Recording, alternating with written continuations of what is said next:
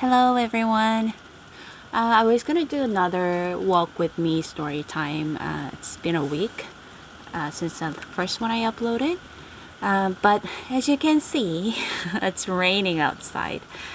Korea is actually right now under the influence of this horrible storm that hit the Guam, and thankfully we're not under the region that it has the horrible effect from it, but it is raining and it happens to be the long weekend. It's a apparently it's a Buddhist birthday. I don't practice Buddhism, so I'm not all about it, but it is actually a national holiday in Korea, largely due to the culture that we have. But it's raining and it's going to rain the whole weekend, so hopefully no accidents, no issues. It'll just rain enough and subside away. But today, as I talked about it from last time, but before we go, let me just explain a little thing about this view. It's from my window, and it's actually one of the historical site in Korea. My house is right next to the historical site.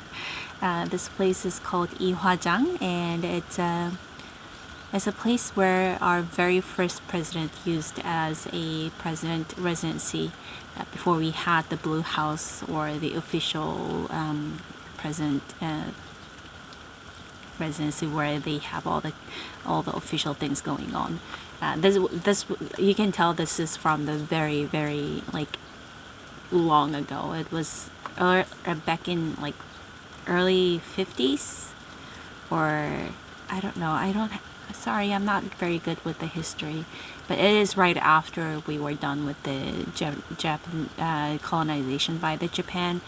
So it is a historical site. It's not open to public at this moment, so I am very lucky that I can enjoy this view all the time, and hopefully you'll like the view as well. So let's go back to my story. As I mentioned from my last video, today I want to talk about how my life in US was, and what I liked and what I didn't like about it. I went to the States when I just turned 16, and I came back to Korea when I turned 31. So I stayed there for a full 15 years. But if you count the physical year that I was in there, it's like 17 years. So I spent all my adolescent year and 20s in States, and that's the time of your life that forms your reasoning and the way you learn how to interact with people and all that. So it largely affected me, and it has more influence on me than I originally assumed. And I can only realize this because I'm back in Korea. And I can see how the way I do things are very different than the Koreans who never left Korea. So yeah, it affected me a lot, and there's part that I liked. There's a part I like, and there's parts I don't like. And I think it doesn't mean my experiences in the States were good or bad. It only means that there's always both sides to the story. And I don't want to give you any biased information. It will be biased, of course. I mean, that's a natural tendency of human being, but I will try my best to see it as objectively as possible. In a very brief story, I went there to study, and I studied. I studied high school and college there. I went to college for so many years, trying to achieve what I wanted to do. Didn't go very well, but along the way I always worked. My parents made sure that I never do, at least legally, out of book. They made sure we do everything by the book. So from the moment that I got the visa for studying abroad to getting the visa for staying there and everything, there never been any moment that I was illegal, as far as my legal status. And I'm really thankful for that, because people who didn't have that opportunity, I know they went through so many anxieties and stress, and sometimes it's not just a mental problem, it's actual problem that threatens your life. It's not I'm not trying to back up illegal residents in the United States. I think it is wrong. You should never do it. But life is not a matter of white and black. There's a lot of gray areas, and a lot of times, sometimes you choose what you do, but a lot of times the situation is just given to you, especially when you're younger. When you're minor, you don't really have much control of your life, as far as where you live and how you live, who you're living with. It's really, majority of it, it's up to your parents or your caretaker. So you don't really you don't really have control over it. So I'm not going to judge over it, but I'm just gonna say that I was very fortunate to have have parents who was very, very sensitive. Not, I don't want to say sensitive. They were very certain that you have to do everything by the book. Law is a law, you have to follow it. So I'm very thankful that they stuck to their principles, which benefited me a lot. So I was able to work from 17, I believe. Quickly after they came to the States to be with me during my high school years, they applied for the permanent residency, because my sister was turning 21 soon. We had to do everything before she turns 21. So I got my work permit pretty soon, and after that I was able to work anywhere I choose to be. So I started working when I was in high school, and I never stopped working. All my college years, all my years in the United States, I always worked. And I studied, worked. That was my story. I didn't do much anything else because I was busy enough with just two of them. And I really liked the life in States when I was actually there. I enjoyed my life there. I enjoyed the time I had with my friends and people I get to meet when I was working. I enjoy the community, and I love the opportunities I was given if I have any wills to take it. So I really appreciated those, but there's also a lot of hard parts, just because life is hard, and another part is because you are an immigrant.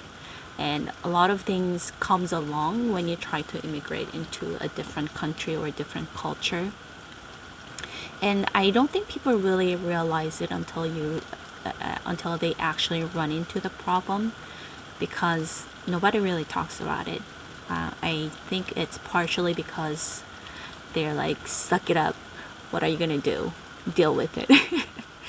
And the second part is that because they don't know how to lay it out. They think it's a normal thing that everybody else goes through. I mean, it is normal with, I guess, among the immigrant community, because they all go through the same thing or similar things. But it is not normal. I would say it's not something that you usually go through. It's something you go through it uniquely just because you're an immigrant and you're new to the society. And there's few points that I think, because of what I experienced, is true. And I want to share those with you. And hopefully, if you're an immigrant, second generation or third generation, or first generation, you can see where I'm coming from, or get comfort by it, or you can say like, I know that is so true, blah blah blah. And if you're not an immigrant, maybe this could be an opportunity that you can think about what other people could possibly go through. And life is not all same. Everybody has everybody has different life, and sometimes it is right or wrong. Sometimes it's just a preference. Sometimes it is a matter of right or wrong, but you didn't have any choice but to be in the situation, um, for whatever the reason. The first one I want to talk about is the culture difference. I mean, wherever you go, there will be a culture difference. Even within United States, every state has different culture, and even within the state, every county, every district, every city will have different cultures. So wherever you go, there will be new culture. But when you share same language and when you share similar background or standards, it is easier to understand the differences between the culture that you were originally born into or raised up into. But when it's a dramatic change, like different country or different language, or combine them together, it's a whole different story. And I'm gonna tell you a few of the examples. It's mostly because of the unspoken rules. There are so many unspoken rules. Not because you want to shun other people that doesn't belong in the culture, but because you don't think of it to talk about. Like, it's so natural to you that you don't feel any need to talk about it. You don't know that it needs to be spoken out. But when you see it, it's like, it's an eyesore. I'm like, why are you doing that? It's weird. That's rude. But the person who's breaking the unspoken rules of the society may just not know that there is a law or there is a rule that everybody abides to. I think this was a huge part for me when I was going through the high school, because I think college, it's more like you're grown up. It's like you're learning that there is other part of the world exists, and it's all different. So you're more open to accepting new things. But up until high school, you're more bound to your own community, and it's natural that you feel like your world is it is the only world, or you feel like the world around you is like any other world around everywhere else. So you're very direct or unfiltered about expressing what you feel or what you see. And it could be a shock to someone who's not used to it. I'm not saying that I went through those experiences every day, but because the high school I went, I had amazing experiences. I had the most amazing faculty members. I had one of the best friends I could meet in my life. No one was bullying me. I didn't see any active bullying in my school. Even though it did happen, I didn't see it. But I want to believe that it didn't happen in my school at all, because that makes me feel better. But as far as my experience, I didn't see it in real time.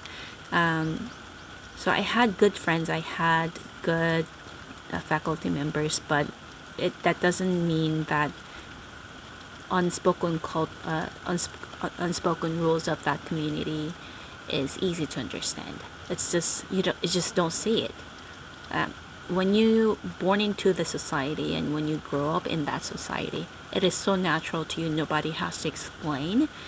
But when you are newly introduced to dramatically different culture and dramatically different society with a different language set, it is so different. And especially when you have language problem, it's hard to understand the whole nuance of what's going on, and it's hard to deliver what you feel also. So it's a both-sided barrier that both sided are like, oh, why do you do this? So it's not nobody's fault, it's just what it is. And that was something that made me uncomfortable a lot of times, not because someone was doing it wrong, just because I didn't know what was going on. And number two is references. I always wanted to work in different places, and I was only able to get a job from a small business. And it was because when I got the job applications, it says reference on, you know, there's a reference section that you put your, you know, someone you know that who can give you a good recommendation, good references when they call for the verification of your character or credit.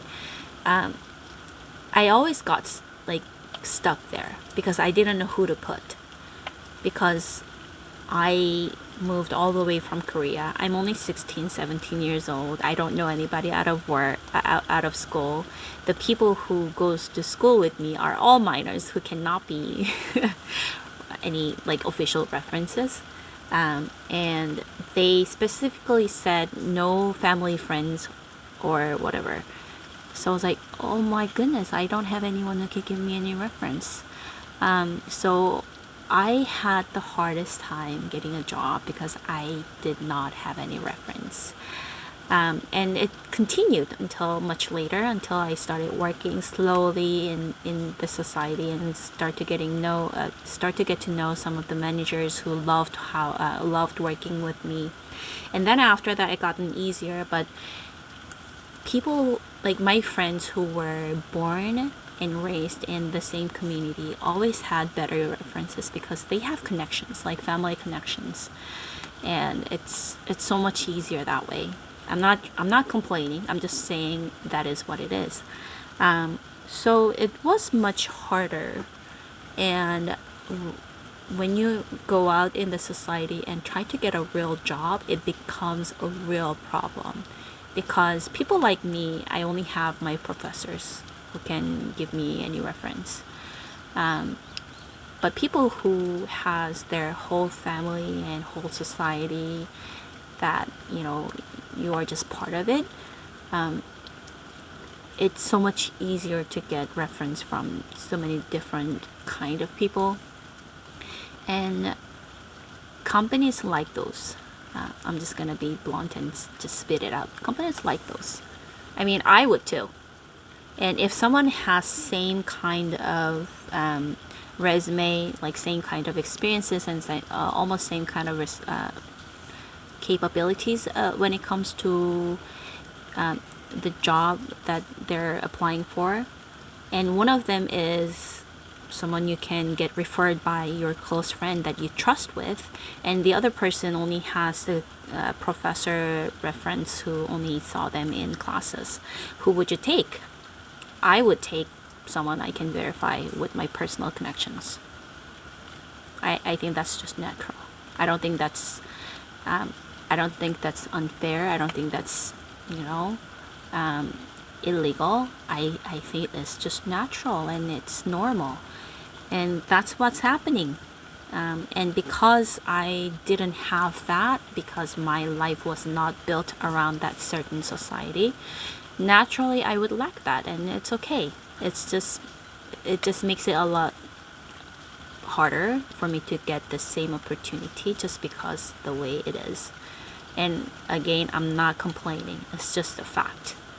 And number three is credits, and it goes in a same context with the number two, the references, because when I try to get the credit card, when I try to open my account with Sprint or Verizon, or when I try to get anything, they try to ask me for more deposits, and you know, it was harder to get everything than my friends because I had no credit history.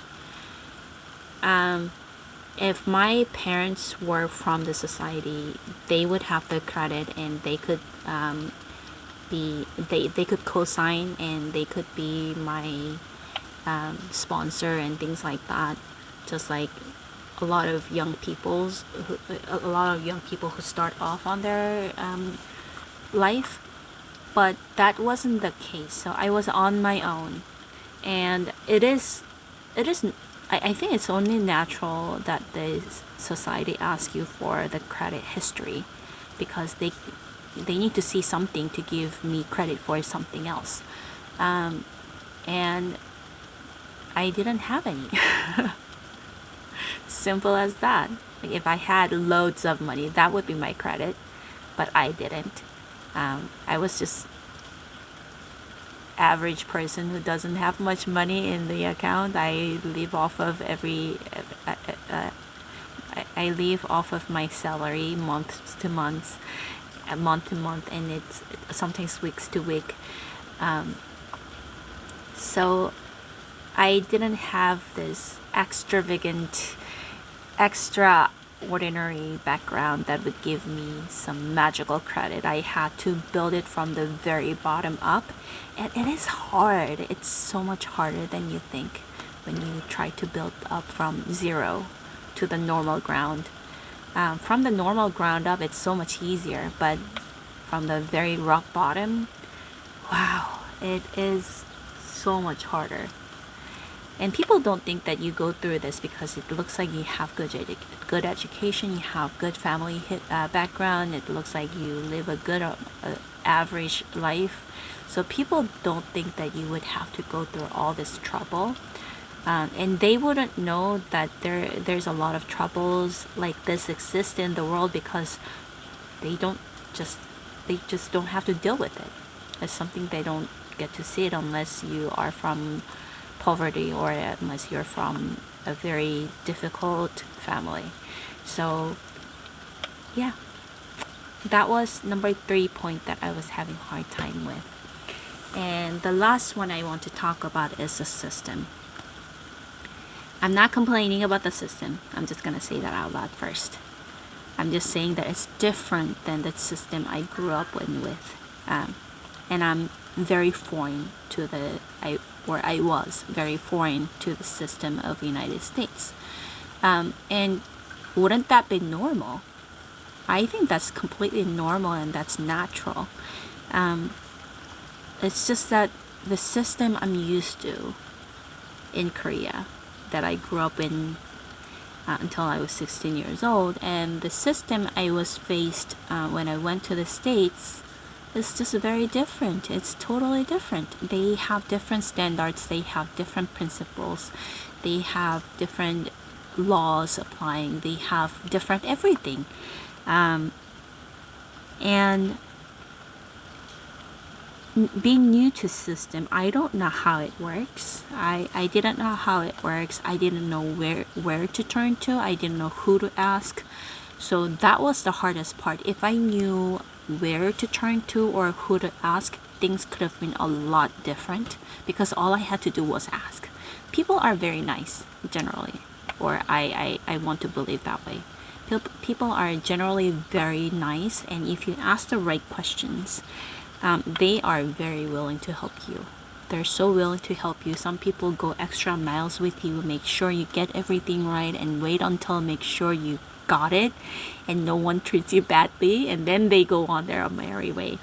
So I have very good experiences, but just because the system was so new and I didn't know who to ask, I struggled a lot. It costs a lot more time and energy to find out how to do things right.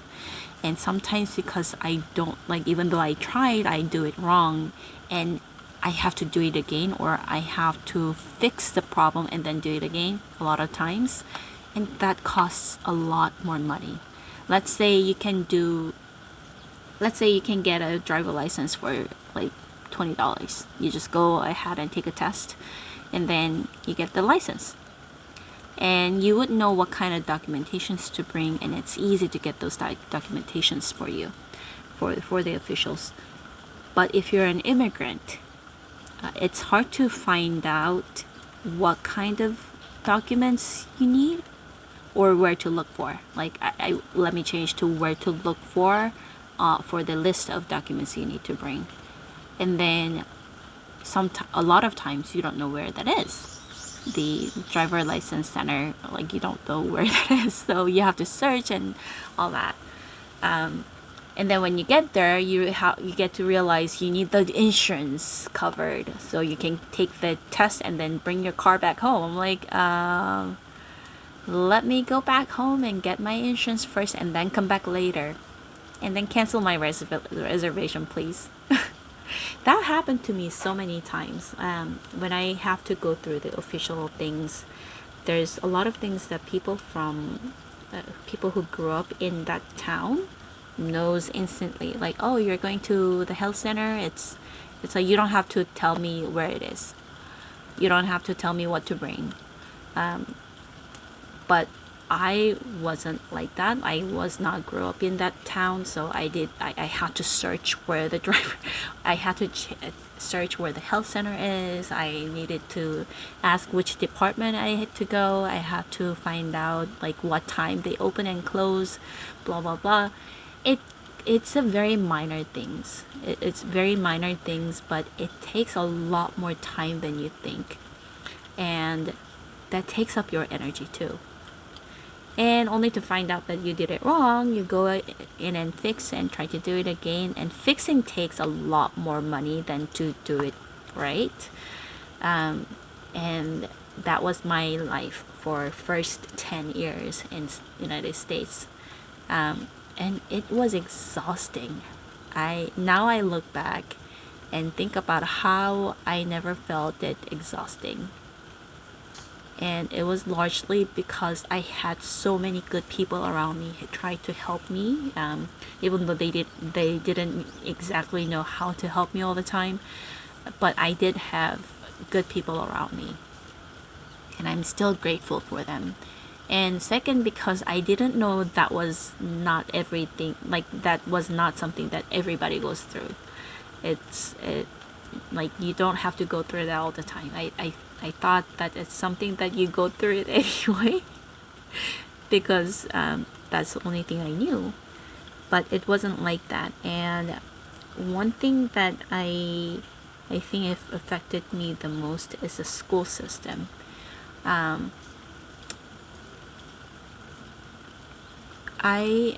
did my best to do well in my school, or I thought I did my best.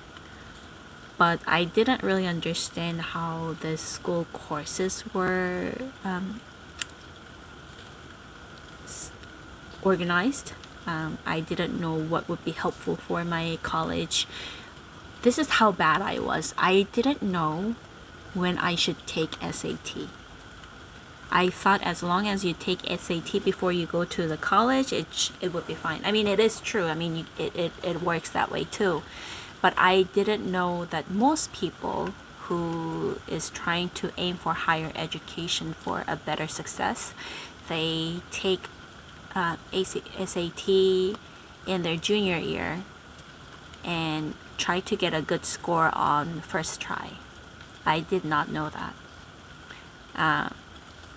I just knew that I had to take SAT or ACT. So when I became senior year, when I became a senior in high school, I finally got to see that I like all the scholarship I could have applied back in junior, all the things I could have tried in junior years, and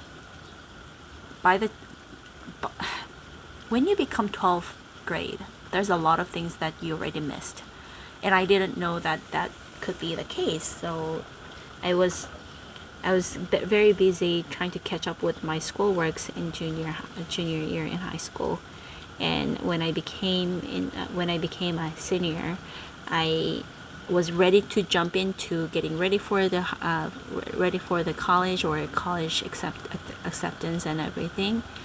Well, I was running out of time a lot of times, and a lot of things that I could have tried had already expired, and only few opportunities were left, and it's not like my teachers or counselors did not help me with it. They just didn't know that they had to tell me, because they usually go through this in freshman orientation. Well, I was not freshman when I first came to the United States. I was not equipped with language enough so I would understand if they tell me. So a lot of things I'm pretty sure I missed it even though they explained to me. And it became a problem when I actually tried to apply for the college. There was so many limitations that I didn't have to go through, but had to go through because I just didn't know. And it was stressful. And it gotten to the point that I was thinking that I may not be able to graduate high school because my portfolios were not ready, and because whatever the certain classes were not taken, blah blah blah. Like, do I have to go to high school one more year? I mean, it was very stressful, and my parents didn't know this because I didn't always tell them everything, because what are they going to do? They can't help me. They don't speak English. They don't know anyone in school system who can help me. It's like, what good do I get by giving more stress to them than they already have when they cannot even help me anyway? I can try to deal this on my own, and like, I'll find a way. That was my mindset. And my counselor was amazing. She found a way to go work with the system. I mean, she did not fool the system. She did not like use any fake information to make me graduate. She didn't. She just found a way to work with the system, with the education background that I had I had from Korea, so I can graduate in time. So thanks to my counselor, I was able to take all the classes I wanted to take, and graduate on time.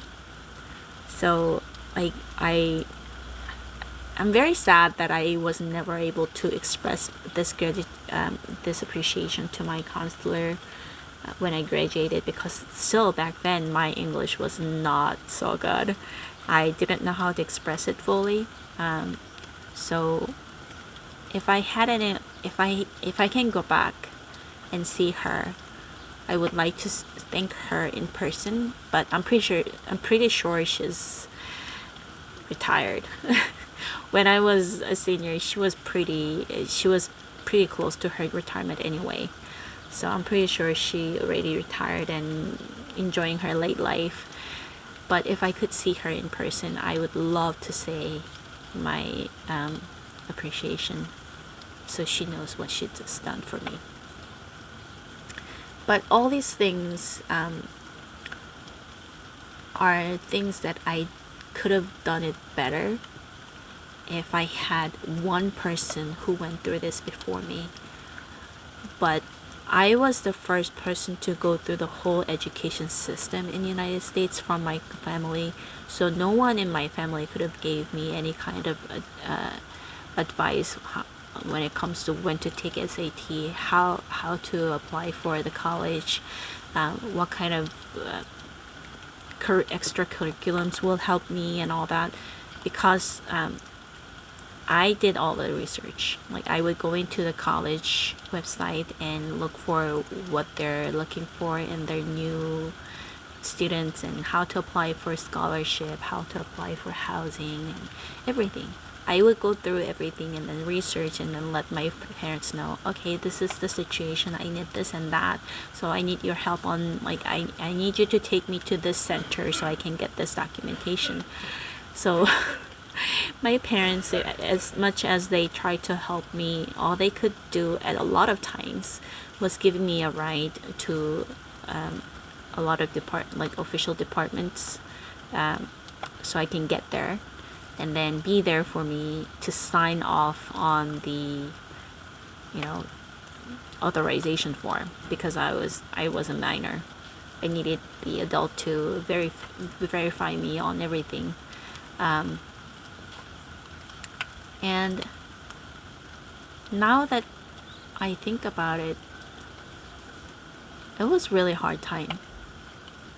I didn't feel like it was that hard, but looking back, it was a hard time, both for my parents and for me, because it's like you go on a road that's not even paved right, and it's pitch dark outside, and you have no light whatsoever, and you don't have any cell phones to call anyone either.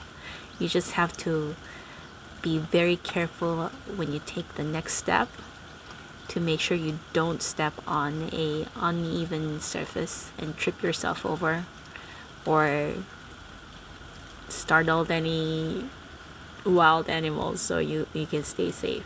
It feels almost like that. And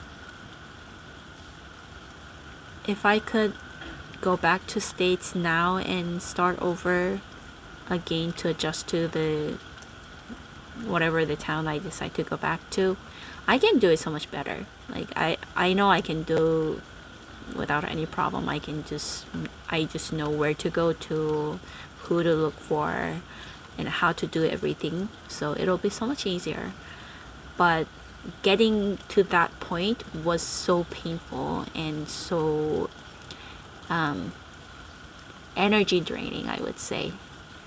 It's not easy. And I think that's one of the reasons I always felt that I was insecure, even though no one's really threatening me.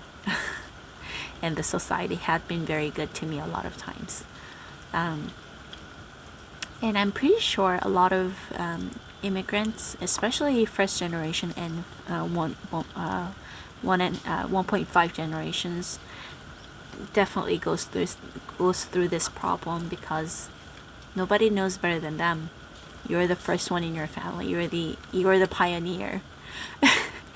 There's no one who went through this path before, so you have to figure everything out on your own. And that was my journey, and I'm pretty sure it's a journey for a lot of other people who's trying to immigrate into a new country, new society. And do I want to go back and experience all this again? Can I avoid it? I would avoid if I can. But do I regret what happened to me? Or do I feel like I was treated unfairly, or my life was unfair, or the life had not been in favor for me? I don't think so. I think I had a pretty good life. I am very grateful for what I went through and what I learned from it. Just now looking back, I just know what could have made my life much easier and better. That's all. But I understand life cannot be all best case scenario all the time. Best case scenario only happens once in a while. And worst case scenario, it happens more than it should. And that's just life. If you only had best case scenario so far, you are so lucky, and you should be very thankful for the life you have. But I'm very doubtful that is the case for too many people. And you would know what I'm talking about. So my life in the United States, I think I mostly talk about the hardships I went through because it is more memorable. But all in all, when I picture what I went through in those 15, 16 years that I stayed in the United States, I liked it. Generally, I really enjoyed it. Can I do it better? Definitely. But I didn't do better.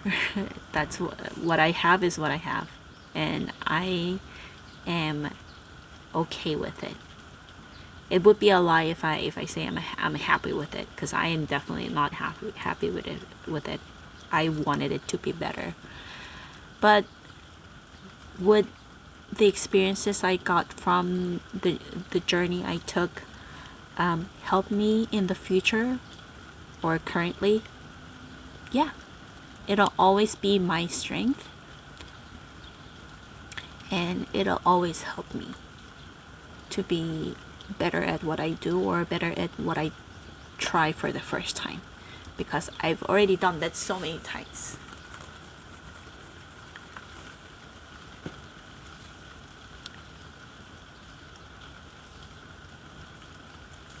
And as I said in my first video, I have a confidence that I can survive anything. And I think that confidence is not given to everyone.